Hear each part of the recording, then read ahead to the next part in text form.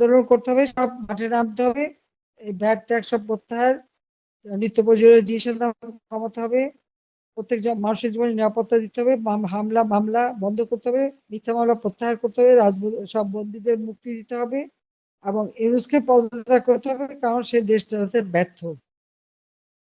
কাজে এই সমস্ত আরো আর যার নিজের এলাকায় যে সমস্ত ইস্যু আছে সেগুলি নিয়ে সব জায়গায় যে আগুন দিয়ে পোড়ানো থেকে শুরু করে প্রত্যেক এলাকা ভিত্তিক সব জায়গায় মানববন্ধন এবং মিছিল মিটিং যে যা পারো করতে হবে।